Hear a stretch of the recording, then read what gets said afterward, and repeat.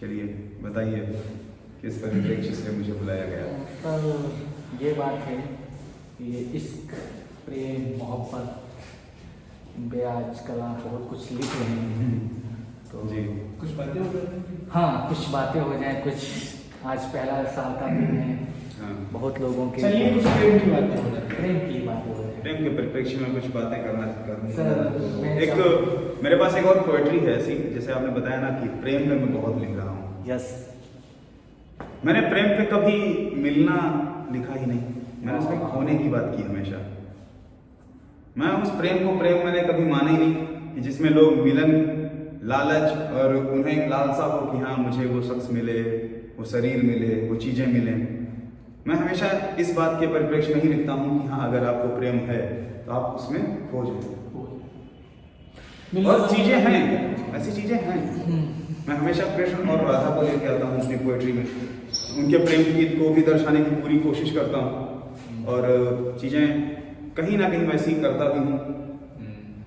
तो अभी तक जो भी मैंने लिखा वो सिर्फ ऐसा लिखा कि हाँ ऐसा ऐसा हो तो क्या हो। सर अब आज मैं आपको एक और पोएट्री में सुनाने जा रहा हूँ नहीं जिसमें मैंने ये लिखा है कि अगर सर एक चीज है, ये जी। प्रेम आपके हिसाब से प्रेम क्या हो सकता है?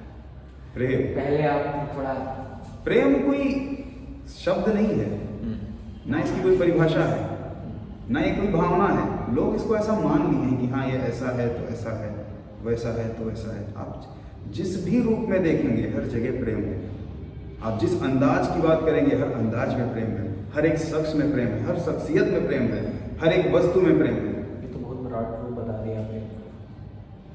मैं फाइनली वो लड़का जो इस टाइम के नायक नायिकाओं का प्रेम होता है, उस प्रेम को आप मैं उसी प्रेम की अगर बात करूं तो कुछ लाइनें हैं मैं सुनाना चाहूंगा कि बिल्कुल। जब एक लड़का मजबूर हो जाए वाह। और चीज़ों को लेके टूटना स्टार्ट कर दे और वो उसको लगे कि हाँ अब छोड़ना पड़ रहा है चीज़ों को, जैसे किसी का व्यक्तित्व ही ऐसा हो जो चीज़ों को छोड़ दे आसानी से, लेकिन वो इतना आसान नहीं होता। उनको चंद पंक्तियों से मैं बयां करूंगा कि जो कल ना हुआ तो बात कहाँ करोगे।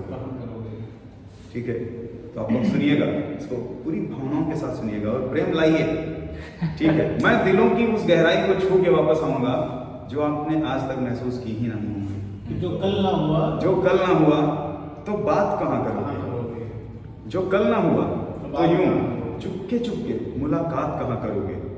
जो कल ना हुआ तो किससे इजहार, सुनिएगा, जो कल ना हुआ तो किसके इजहार का इतनी शिद्दत से इंतजार करोगे।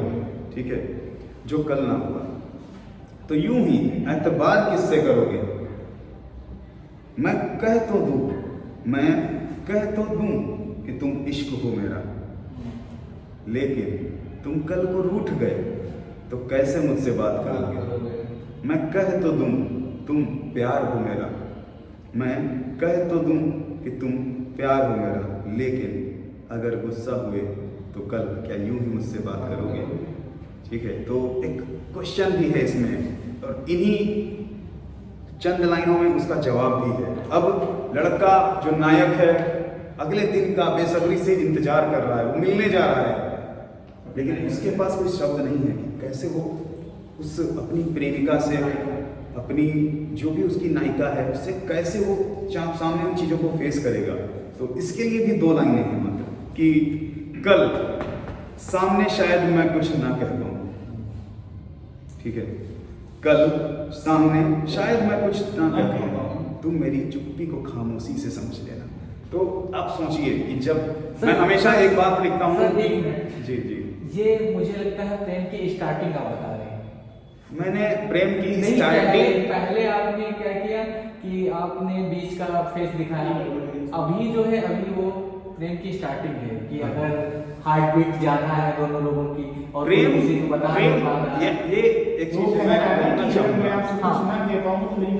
मैं इस चीज के लिए नहीं, एक्चुअली में अभी मुझे लग रहा है कि जो भी है नायक नायिका तो वो अभी इस कंडीशन में नहीं आ पाए कि वो चीजों को व्यक्त कर पाए। मैं एक चीज के लिए आपको रोकना चाहूंगा हाँ। कि जैसे आपने बोला ना कि प्रेम की हाँ। आपने स्टार्टिंग बताई। हाँ, ये स्टार्टिंग मुझे ऐसा है और कि मुझे ऐसा लगता है हाँ, इसकी प्रेम starting का है। अंत ही नहीं होता। स्टार्टिंग प्रेम तो होती अनंत है। है, नहीं अनंत है। प्रेम अनंत है, ठीक है। अंत अनंत मतलब कि उसका कोई एंड नहीं है, हाँ। और जिसका अंत ना हो उसकी शुरुआत नहीं होती। लेकिन ये आध्यात्मिक प्रेम को छोड़ के आप दूसरे भी प्रेम का अनंत कह सकते हैं।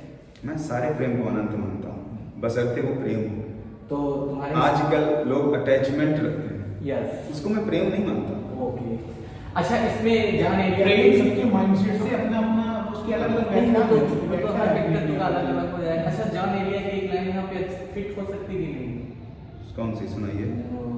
जैसे कि ये ताउम्र हम मोहब्बत करते चले गए, पीछे मुड़ के देखा कोई कोई शख्स हमारा। हमारा था। कोई शख्स हमारा ना था। तो उसमें ये है कि नहीं, मैं नहीं प्रेम मानता। जो मेरा है, मैं नहीं मानता। हाँ। ये प्रेम एक लालसा भरा है, नहीं। तो इसे मैं प्रेम मानता ही नहीं। प्रेम में लालच नहीं होती है, मैं नहीं। पहले बोल दिया। अगर प्रेम हाँ। सच में प्रेम देखना है तो आप कृष्ण और राधा का प्रेम देखें, जहाँ पे पाने की कोई इच्छा नहीं थी, सिर्फ खोना। इसीलिए मैंने एक पंक्ति लिखी थी कि प्रेम पाने का नाम है ही नहीं, वो तो सिर्फ खोने का नाम है। होने का नाम। ये तो है कि प्रेम में त्याग तो है, लेकिन ये होता है कि एक खासकर जब लड़के की बात होती है। हाँ, लड़के की बात पे जब- मेरे पास एक अगली और पोएट्री है, इसको मैं सुनाता हूँ। नहीं सर, एक सेकंड। अगर लड़के की बात होती है तो उसका जो दुख होता है, उसका दर्द होता है, उसके लाइफ का स्ट्रगल होता है, उसका फेलियर होता है, वो हर चीज़ से अपनी प्रेम करता है और हर चीज़ों को खोता चला जाता है। तो उस पॉइंट के लिए मैंने लाइफ कही थी कि शायद हम हर चीज़ों को अपना मानते हैं और सम टाइम के लिए वो चीज़ें मुझसे दूर चली जाती हैं और उनको कोई नहीं समझ पाता है। और जैसे प्रेम की अनंत प्रकाष्ठा में अगर मैं कहूँ तो उसमें ये सबसे अच्छी पॉइंट ये लगता है कि शायद वो चीज़ें उस टाइम नहीं छूटनी चाहिए थी जिस टाइम में जिस मोड़ पे आके वो छूटी। ये बात है। तो आप बेसिकली समय की बात करते हैं ना? यस। तो देखिए, अब समय हमेशा एक जैसा नहीं होता, हाँ, ठीक है, परिवर्तित होता रहता है। तो मैं उस समय के लिए 4 लाइनें सुनाना चाहूंगा कि मैं तुमसे तुम्हें मिलाने आऊंगा जरूर एक बार, ठीक है। क्या लाइन है? मैं तुमसे तुम्हें तुम्हें मिलाने मिलाने आऊंगा जरूर एक बार। शब्दों में गहराई है। तुम्हारे डेली लाइफ के रूटीन में आऊंगा जरूर एक बार, ठीक है। कभी ना कभी तुम्हारे दिल को छू जाऊंगा जरूर एक बार। प्रेम सिर्फ एक बार होता है, बार बार होता है, हर बार होता है, किसी शख्स से नहीं होता, वो शख्सियत से होता है, वो व्यक्तित्व से होता है।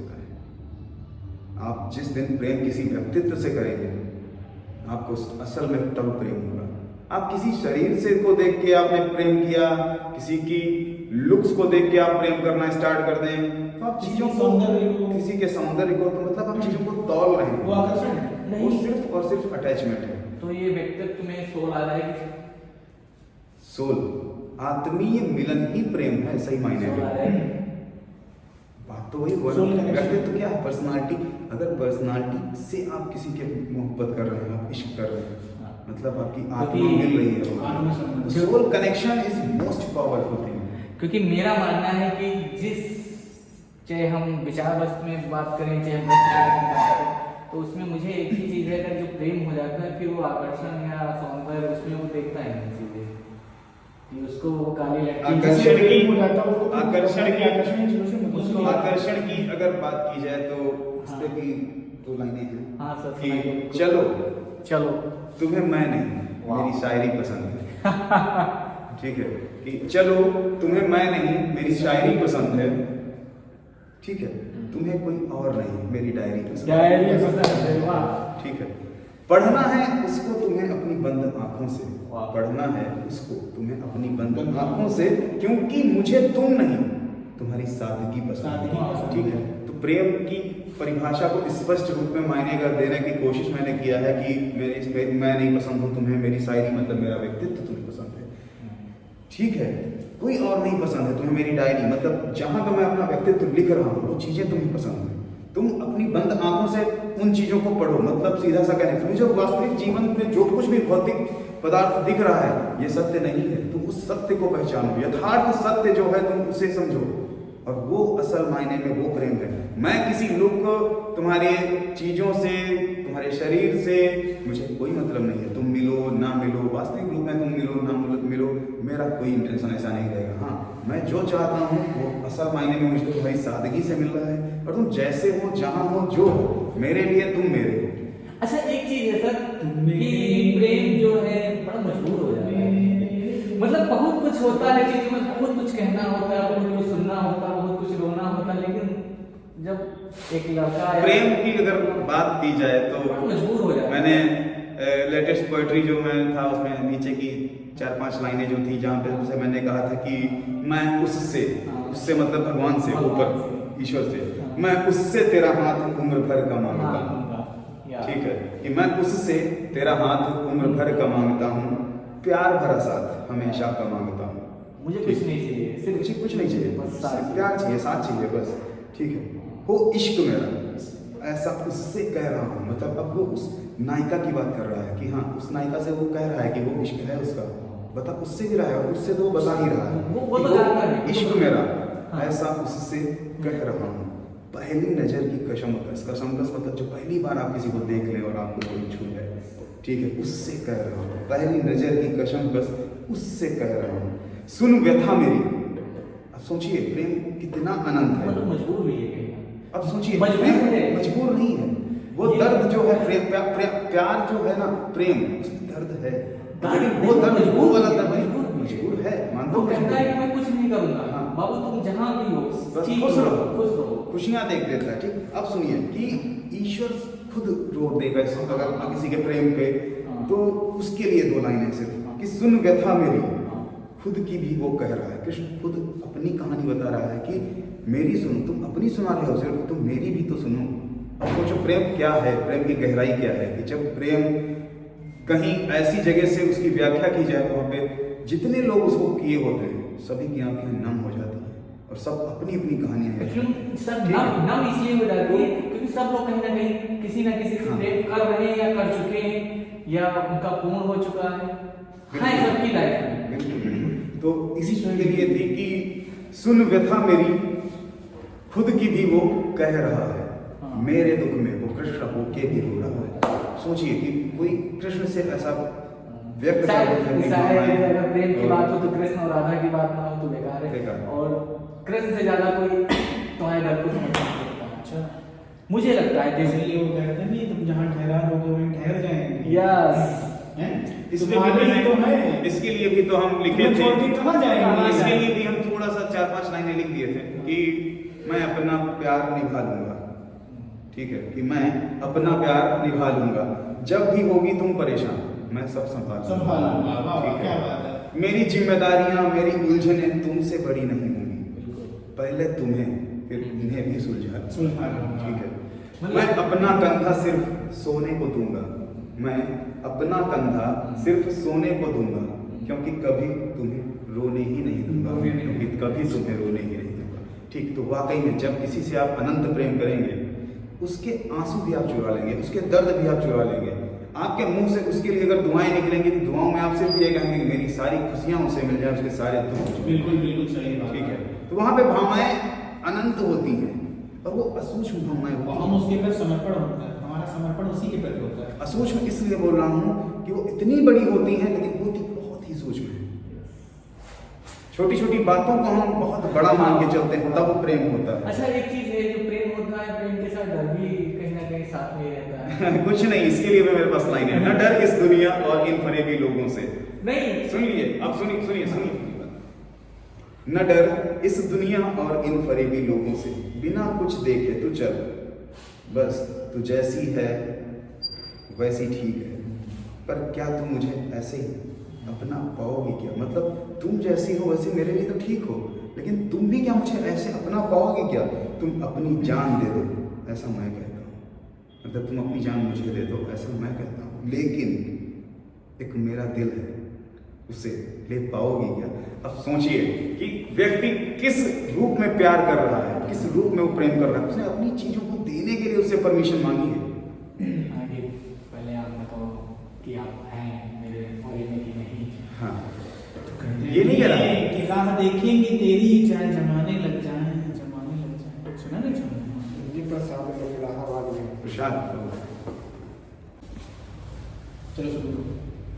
तो शुरू कीजिए। जैसा कौशल सर आपने बताया था कि प्रेम की कोई मतलब ऐसी चीजें नहीं, मतलब ये होता प्रेम है को व्याख्या कि नहीं करना नहीं है। व्याख्यात्मक होता है, जैसे एक माँ का प्रेम होता है, एक माँ के प्रेम के लिए भी मेरे पास है कुछ। माँ का प्रेम होता है, फादर का होता है, मैंने उसके लिए भी अपनों का लिखा होता है। लेकिन हमेशा प्रेम मैंने वहाँ पे ज़्यादा देखा है जहाँ पे होता है कि हम किसी व्यक्ति को जानते नहीं है, परखते नहीं है, और अचानक चीज़ें ऐसी लगती है कि सब चीज़ तुमको हम दे दें, इस दुनिया का जहाँ है जो भी चीज़ है हमारे पास है वो भी आपकी है, नहीं है वो भी आपकी, सब कुछ आपकी है। माँ का प्रेम तो हमेशा स्पेशल रहेगा, हिंदू धर्म में हो या हम हिंदुस्तान में हो या कहीं पर भी हो, वो तो हमेशा स्वर्ग पर रहेगा। उसके प्रेम की कल्पना, लिखना, पढ़ना, सुनना, जैसे मुनव्वर राना ने बहुत अच्छा लिखा था कि मैं घर का छोटा लड़का था और मेरे हिस्से में माँ आई, तो उससे पता चलता है कि एक छोटे लड़के का अटैचमेंट जितना माँ से होता है, खासकर अगर हम सामाजिक लाइफ देखें उसकी, उतना शायद किसी से अटैचमेंट नहीं होता फैमिली में। और मैं चाहता हूँ कुछ माँ पे ही हो जाए। माँ पे एक छोटा सा लेख मैंने लिखा था अभी कुछ दिन पहले, 3 से 4 दिन शायद हुए हैं। तो वो प्यार की परिभाषा के तहत ही लिखा था कि लोग कहते हैं प्यार अंधा होता है। हाँ, अगर प्यार अंधा होता है या प्रेम अंधा होता है तो मेरी माँ मुझसे कर रही है तो क्या वाकई अंधेपन में ही कर रही है? हाँ, होता होगा शायद। लेकिन अगर मेरी माँ कर रही है मुझसे तो कैसे हो सकता है? सुनिए, इसी चीज को बता रहा हूँ कि लोग कहते हैं क्यों सर? प्यार अंधा होता है, होता होगा शायद। किसी ने माँ के प्रेम की व्याख्या की होगी शायद। एक माँ ही तो है जो हर रोज प्यार, सिर्फ प्यार देती है, हर परिस्थिति में माँ साथ देती है। हो जाए अगर कभी कुछ गड़बड़, एक वो ही तो है जो सब संभाल लेती है। हाँ, सही बात है, सब चीज़ संभाल लेती है, एवरीथिंग। ठीक है, वो माँ है ना, वो बिन बताए मेरे दिल का हाल जान लेती है। सोचो, इससे कुछ ना कहना पड़े, सब समझे। ठीक, मैं कभी कुछ माँ से नहीं कहता, फिर भी वो दूर होकर भी मेरी परेशानी में परेशान हो लेती है। वो चाहती है सिर्फ खुशियाँ देना, वो चाहती है सिर्फ खुशियाँ देना, इसलिए वो हर रोज बाकी के गम छुपा लेती है। माँ कभी पूरे दिन में क्या हुआ, कैसे हुआ, क्यों हुआ, सारी चीज़ें वो नहीं बताती। वो बहुत सारी चीज़ें हैं जो छुपाती है अपने बच्चों से, सिर्फ इसलिए कि उसके जो भी लड़के हैं, बेटियां हैं, वो उस गम में ना आए। वो कई बार झूठ बोलती है बच्चों के प्रेम के। हाँ, उसका ये अटूट प्रेम है, ये अंधा प्रेम है उसका। वो उस व्यक्ति से प्रेम कर रही है जिसको उसने देखा ही नहीं, सिर्फ 9 माह अपने पेट के अंदर, तब से वो प्रेम स्टार्ट होता है। तो प्रेम कैसे मान लो कि प्रेम अंधा नहीं होता है? जिसका कोई रूप ही नहीं होता और उस समय वो निराकार रूप में आपसे प्रेम करना स्टार्ट करती है। उसके लिए उसके पुत्र पुत्रियां, ना उनकी कोई खूबसूरती ना बदसूरती, और वो हर माँ ऐसा करती है। प्रकृति में जितनी भी माँ है, मुझे लगता है हर माँ ऐसा करती है, कि वो इंसान की माँ हो, चाहे वो जानवर की भी। तो वही था कि माँ कैसी है, कौन है, मैं नहीं जानता। ठीक है, मेरे लिए दुनिया की हर माँ सिर्फ माँ है। तो माँ होती है, ठीक है। उसको किसी शब्दों की परिभाषा से परिभाषित नहीं किया जा सकता। उसके प्रेम को, उसके स्नेह को और उसकी डांट को भी नहीं हम परिभाषित कर सकते, कुछ नहीं कर सकते। जैसे माँ जीवन की पहली और सबसे बड़ी ताकत, बेइंतहा मोहब्बत की मशाल, बिन बताए जाने जो दिल का हाल, जो रखे हमेशा आपका ख्याल, वो माँ होती है। ठीक है, समस्त ब्रह्मांड में अगर ईश्वर अगर कोई है तो वो सिर्फ माँ और पिता है। हम भटकते हैं मंदिरों में और इधर अच्छा, उधर एक की चीज है चीजों सर, में। माँ पे चैन दी जाए, लेकिन इसमें एक शब्द डाला पिता का। हमेशा अगर मैं कोई भी पढ़ूं तो माँ पे ही ज्यादा पढ़ता हूँ, अगर लेकिन इसमें आपने वजूद दिया पिता का, तो कहीं ना कहीं आपने सेकेंडरी फादर को भी देख रहे हैं। सेकेंडरी फादर को नहीं देख रहे हैं, ये या तो फिर आप बैलेंस नहीं देख रहे माँ संपूर्ण अगर ब्रह्मांड की या संसार की कल्पना अगर हम करें तो उसमें मनुष्य जीवन में अगर पुरुष और स्त्री को समान ना रखा जाए तो शायद ये प्रकृति ही ना चल पाए। हाँ, क्योंकि मैंने बहुत शायरों को पढ़ा कि देखो माँ है, ऐसा रूप है, ऐसी चीज़ है, लेकिन उन्होंने अपने फादर का वर्णन नहीं किया या अपने पिता का या नहीं वर्णन किया। पिता के बारे में बहुत कम लिखा गया है। जैसे मैं एक लाइन लिखना, पिता एक ठोस पदार्थ है। हाँ। मतलब पिता इतना इसका आसान नहीं आसान है नहीं है। स्कूल में कोई कहते हैं लिख ना पाए।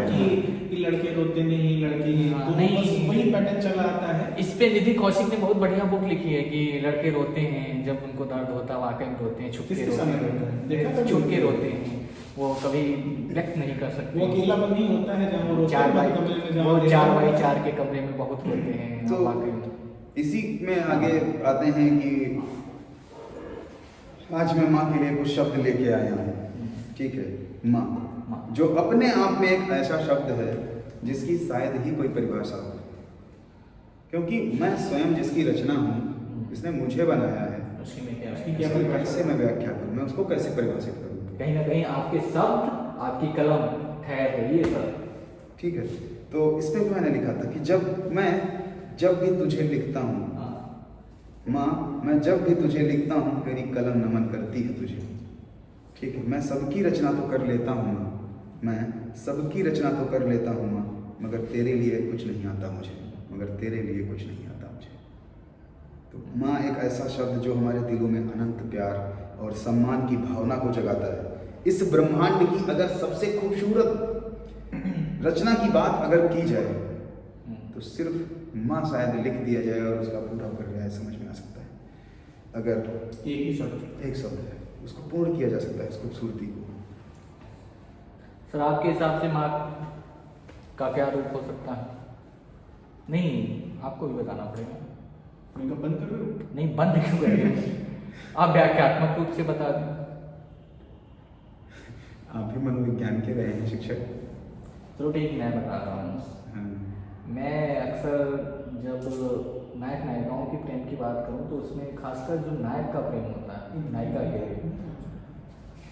के लिए, तो हमेशा एक फादर का रोल आता है जो अच्छा, मतलब मैंने लड़का देखा है जो इसे तो माँ का है। नहीं, विषय माँ का है तो उस पॉइंट को मैं अभी आगे ही लाऊंगा। आएंगे धीरे-धीरे। और वो उसकी केयरनेस जो फादर के टाइप से करता है, शायद उस टाइम उसको ना रियलाइज हो, लेकिन एक होता है पूरा, ठीक। जी। और नायिका का हमेशा से रोल, अगर सेकेंडरी कोई भी लड़का, फर्स्ट पे अगर उसकी माँ है तो सेकेंडरी पे अगर वो बहन को रखेगा या अपनी प्रेयसी को रखेगा, सेकेंडरी पे हमेशा, क्योंकि उसको भी वो उसी रूप में देखता है। जो मेरी रिसर्च है, मैं खुद उस चीज़ को हाँ, analyze जब भी किया। आप कभी प्रेम में होते हैं हाँ। तो जो आपकी प्रेमिका या जो भी आपका प्रेमी होगा, फिर उसका टच आपको पेरेंटल टच लगता है। हाँ आपको लगेगा कि हाँ ऐसे ही तो मेरी माँ मुझे छोड़ती है। हाँ उसके आगे एक बच्चा बन जाता है।